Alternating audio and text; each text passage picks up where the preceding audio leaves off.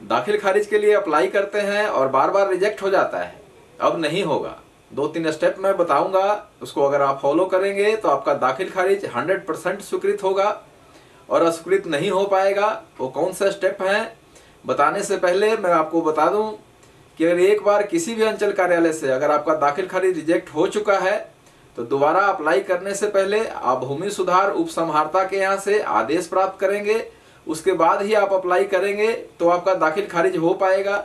अगर नए सिरे से आपने कोई जमीन खरीदा है और उसको दाखिल खारिज अप्लाई करेंगे, उसके बाद आपको एक टेम्परेरी नंबर मिल जाता है और उसके बाद कौन से 3 स्टेप हैं उसका अगर ध्यान आप रखते हैं तो 100% आपका दाखिल खारिज स्वीकृत होता है। तो चलिए स्टेप नंबर 1 स्टार्ट करते हैं। Land record Bihar.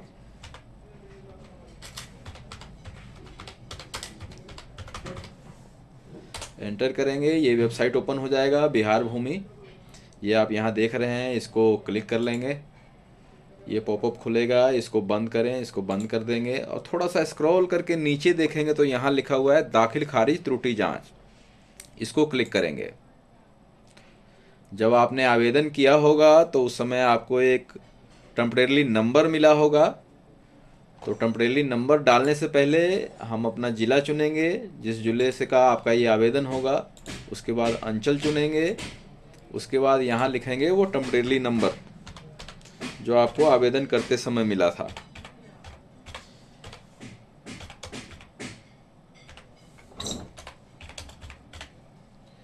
यहाँ सुरक्षा कोड भरेंगे और खोजे पर क्लिक करेंगे तो ये ओपन हो गया। जब आवेदनकर्ता ने 6 तारीख को आवेदन सबमिट किया है तो ये चला गया सीओ साहब के पास। सीओ साहब जो है राजस्व कर्मचारी के पास भेज देते हैं और राजस्व कर्मचारी जो है इस आवेदन को संबंधित जो साक्ष्य है उसके आधार पर इस अप्लाई किए हुए आवेदन को चेक करते हैं और इसमें अगर सब तरह से ठीक पाया जाता है तो केस नंबर जनरेट कर देते हैं। अगर इसमें किसी तरह की कमी पाते हैं तो उस कमी को रेड कलर से ना ऐसे लिख देते हैं। इसमें देखिए लिख रहा है कि जमाबंदी संख्या 638 से खारिज होना है, परंतु जमाबंदी संख्या 321 से अप्लाई किया गया है जो त्रुटिपूर्ण है, अतः आवेदन सुधार के पश्चात अग्रतर कार्रवाई किया जा सकता है। तो ये लिखकर राजस्व कर्मचारी सीओ साहब को भेज दिए। सीओ साहब ने जिस अप्लीकेंट ने अप्लाई किया था उसके लॉगिन आईडी में भेज दिए। अब अप्लीकेंट का काम है कि दोबारा उसमें जो गलती हुआ है उसको सुधार कर और दोबारा रीसबमिट करेंगे तो जाके फिर से सीओ साहब के पास जाएगा। देखिए resubmit by the applicant, resubmit हो गया, फिर से चला गया। अब फॉरवर्ड टू कर्मचारी, ये सीओ साहब ने कर्मचारी साहब को भेज दिया। कर्मचारी जी ने ये चेक करके इस बार जो गलती था वो सुधार हो चुका है तो उन्होंने ये केस नंबर जनरेट कर दिया। तो पहला स्टेप यहाँ पूरा हो जाता है, आपको केस नंबर मिल चुका है। तो समझ लीजिए कि आपका 40% केस आपका सोल्व हो गया। दाखिल खारिज का 40% जो है वो पूरा हो चुका है। आगे का जो 60% समझते हैं दूसरे स्टेप में, बने रहिए हमारे साथ। दूसरे स्टेप को समझते हैं। यहाँ ये केस नंबर मिल गया है हमें। अब फिर से लैंड रिकॉर्ड की वेबसाइट पे जाएंगे और इस बार दाखिल खारिज त्रुटि जांच में नहीं जाएंगे, इस बार हम जाएंगे दाखिल खारिज आवेदन स्थिति देखें। इसको क्लिक करेंगे और यहाँ अपना डिस्ट्रिक्ट चुनेंगे, यहाँ फिर से अपना अंचल और यहाँ कौन से साल में हुआ था वो चुनेंगे। प्रोसीड पे क्लिक करेंगे और यहाँ आप केस संख्या से अपने आवेदन की स्थिति को समझेंगे। फिर से यहाँ सुरक्षा कोड और सर्च पे क्लिक करेंगे। ये देखिए ये ओपन हो गया है। इसमें दाखिल खारिज जो है कंप्लीट हो चुका है। यहाँ से सीओ ऑर्डर कॉपी भी डाउनलोड कर सकते हैं, यहाँ करेक्शन स्लिप डाउनलोड हो सकता है। मतलब ये कंप्लीट हो चुका है। इन केस मैं आपको बताऊंगा कि अगर ऐसे में अगर केस नंबर मिलने के बाद अगर फिर से किसी तरह का आपत्ति लग जाता है तो वैसे स्थिति में क्या करना है। पहले तो हमने बताया है कि जैसे इसमें लिखा हुआ आ रहा है कि आवेदित दस्तावेज पूर्व में वाद संख्या 144 2023 और 24 में निष्पादित है। भूमि उपसंहारता के आदेश के पश्चात कार्रवाई की जा सकती है। ऐसे स्थिति में आपको रिजेक्ट होने से पहले भूमि सुधार उपसंहारता का जो आदेश होगा वो अगर आप अपलोड कर देते हैं तो आपका दाखिल खारिज रिजेक्ट होने से बच जाएगा, इसकी आपत्ति हट जाएगी और ये स्वीकृत हो जाएगा।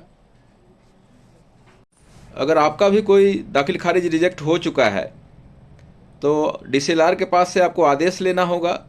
खुद से कैसे केस फाइल कर सकते हैं डीसीएलआर के पास और आदेश प्राप्त कर सकते हैं, उसके लिए मैंने एक अलग से वीडियो बनाया हुआ है, डिस्क्रिप्शन बॉक्स में उसका लिंक दे दूंगा, वहां से आप जाकर देख सकते हैं। केस नंबर मिलने के बाद अगर आपत्ति लग गया हो तो उसको कैसे ट्रीट करेंगे, कैसे उसको आपत्ति को हटा सकते हैं, उसको समझते हैं। यहाँ केस नंबर लिख देंगे, यहाँ सुरक्षा कोड पहले से फिल है, सर्च करेंगे। ये देखिए ऑब्जेक्टेड केस आ गया, इसको ओपन कर लेंगे। क्या इसमें ऑब्जेक्शन लगा है पहले उसको समझेंगे।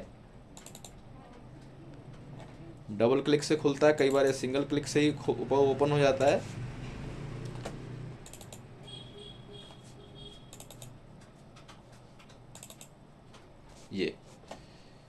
ये आपका आपत्ति लगा हुआ है।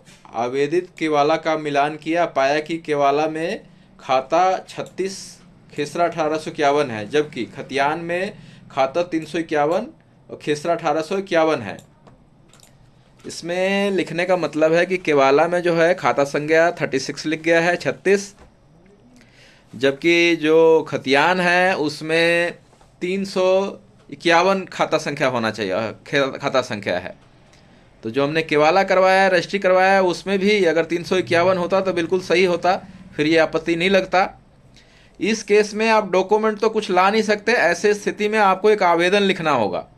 चाहे आप पेन से लिख लें सीओ साहब को कि खाता संख्या जो गलत हुआ है केवाला में उसको ठीक कर दिया जाए, और उस डॉक्यूमेंट को कहाँ सबमिट करना है ये मैं आपको बताता हूँ।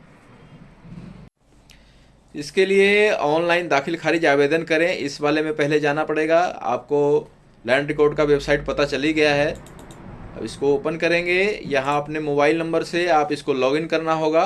अगर पंजीकरण नहीं करे होंगे तो आपके मोबाइल से लॉगिन नहीं होगा, पंजीकरण पहले करना पड़ेगा। तो हमारा ऑलरेडी पंजीकृत किया हुआ है, तो मैं अपना मोबाइल नंबर लिखूंगा और सीधा लॉगिन कर लूँगा।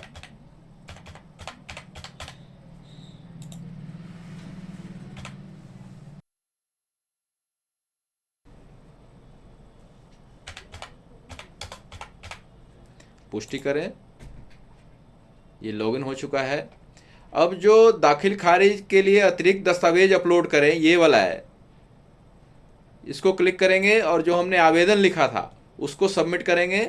यहाँ सबसे पहले तो जिला चुन लेंगे, जिस जिले का आपका होगा वो चुनेंगे। यहाँ से अंचल चुन लेंगे, इसके बाद आगे बढ़े पे क्लिक करेंगे और यहाँ वाद संख्या लिखेंगे। यहाँ कौन से साल का था वो चुन लेंगे, खोजे पे क्लिक करेंगे। ये देखिए ये आ गया। यहाँ अपने दस्तावेज का विवरण जो अपलोड कर रहे हैं, डॉक्यूमेंट से संबंधित जो आवेदन आपने लिखा है पेन से किसी पेज पे, उस चीज़ को भी आप यहाँ टाइप भी कर सकते हैं, हिंदी में, इंग्लिश में, जैसे आपको आसानी हो उस तरीके से। और यहाँ देखिए दस्तावेज अपलोड करें, पीडीएफ फाइल जो है, यहाँ चूज फाइल में जाएंगे और जहाँ आपने वो आवेदन लिखा है उस आवेदन को आप ओपन करेंगे तो यहाँ ये आ जाएगा दस्तावेज अपलोड पर। इस पर क्लिक करेंगे तो आपका डॉक्यूमेंट जो है अपलोड हो गया। ठीक है सर। आप एक बार ऐसे केस में जो डॉक्यूमेंट आप इनको यहाँ से तो आप कर ही दें, एक बार आपको सीओ साहब को खुद भी जाके देना होगा। ठीक है ना। वैसे यहाँ से भी अगर अपलोड कर देते हैं तो सीओ साहब उसको रिजेक्ट नहीं कर पाएंगे, उस पर विचार के लिए आपको 100% बुलाएंगे। अगर आपका जो डॉक्यूमेंट अपलोड किया है वो अगर सही नहीं होगा तभी जाके वो रिजेक्ट कर पाएंगे ना, अन्यथा रिजेक्ट नहीं कर सकते। दूसरे अन्य केस में मान लीजिए इसमें ऐसा था, अगर किसी में वंशावली की आवश्यकता है तो वहां वंशावली अपलोड कर देंगे। केस को, स्थिति को समझने के बाद ही आप यहाँ पे अपलोड कर सकते हैं। वीडियो में अगर आपको जानकारी अच्छी लगी तो वीडियो को लाइक कर दें, सब्सक्राइब कर दें और अपने दोस्तों के साथ शेयर करें, ताकि ज़्यादा से ज़्यादा लोग जागरूक हो सके और वो भी अपने दाखिल खारिज बिना किसी परेशानी के सही से करा सके। तब तक के लिए खुश रहिए, मस्त रहिए, स्वस्थ रहिए।